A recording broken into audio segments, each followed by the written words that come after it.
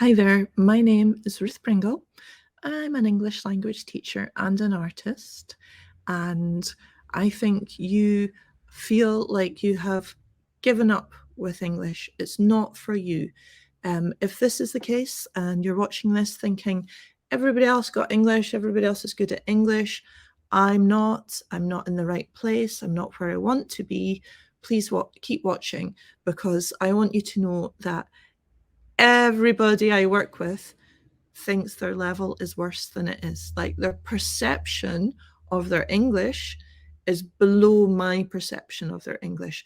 It's really hard to have confidence in speaking a second language, and it's also easy to let fear of failure, fear of mistakes stop you. So my message for you today is it doesn't have to be perfect. I'm not interested in teaching anyone how to speak English perfectly. It's not my speciality. Some English teachers do this, and if this is what you're looking for, that is fine. But I'm here to help you by making English interesting again. English learning doesn't have to be horrible. It doesn't have to feel painful, and it doesn't have to be boring. And I use a few techniques to help. Because I'm an artist, I use a lot of sketching, I use a lot of drawing in my classes, I use very visual things, like I'm always reaching into shelf and grabbing an object and talking about it, discussing it with you, telling the story of it, and then inviting you to do the same, because it's not a monologue, it's a conversation, but it's a mixture between helping you learn vocabulary and expressions really visually. So your eyes are learning them, your head's learning them. It's not just your ear expecting your brain to remember stuff.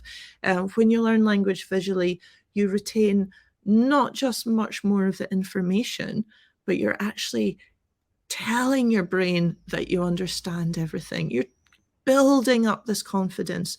Your brain's not witnessing you failing as an English language speaker or failing in a conversation. Your brain's going, oh, understand this. This is great. It's empowering. And that is the only thing you need to work on. If you have given up with English, if you think it is not for you, I will challenge your mindset. I will challenge you to try and find a new way of making English language interesting again. Now, how do you do that? I don't know. It's a different answer for everybody. Okay. Some suggestions might be, if you love food and cooking, start watching cooking shows in English, start following recipes in English, actually make things that you've never made before, using an English recipe, so that you're starting to build this extension of this person that you are into a new culture. And with that comes curiosity. It comes your brain opening up to possibilities of, actually, this is not this is who I am now, but it's not who I am in the future. You can be anything in the future.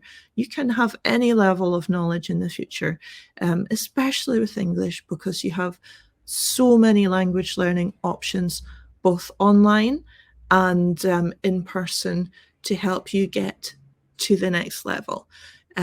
It's just about finding your match, finding your system. Here's a challenge.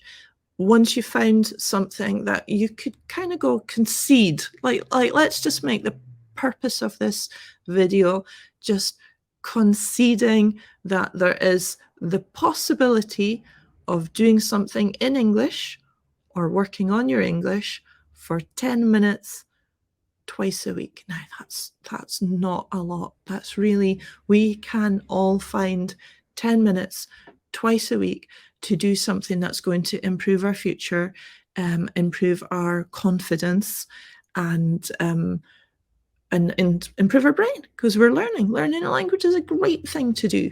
There's really no negatives apart from one, if you hate it. So find a way that you're not going to hate. Okay. Now, let me tell you a couple of things that I use. So I learn French as a second language, and I read crappy novels in French. I read terrible romantic novels in French. I try to read more important literature in French, and anytime I gave up after, well, sometimes more than a page, but it wasn't fun. And I put it in the, have we all got piles of things that we should do, that we want to do, that just like everything else gets prioritized before this one thing. There's no urgency, there's no deadline, and life gets in the way.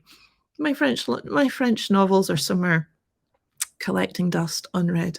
However, I consume quite happily piles of like trashy romantic French literature. Not too trashy. I mean, there's times that even for me in my French level, I go, oh, this writing is too bad.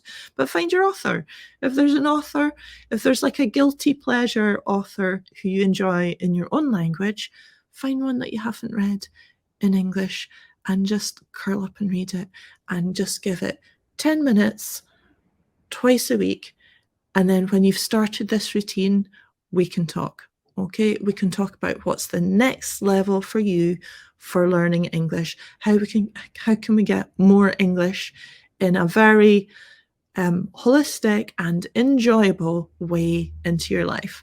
Because if you're like me and if it feels horrible, don't do it. Unless there's some urgency, like I have to do my accounts. I don't enjoy doing my accounts. I have to do my accounts. That's urgent. Okay. Learning English is super vague. It's never urgent.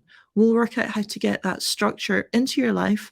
But for now, send me a message when you've got into this habit of 10 minutes twice a week on your English, whether it's YouTube videos, reading a book, baking a cake, whatever you're doing. Let me know. Let me know what that solution is for you, and let me know if you can smile whilst doing your English, while working on your English. When you found that, let me know, and I'll be able to help you with the next stage of your English language learning.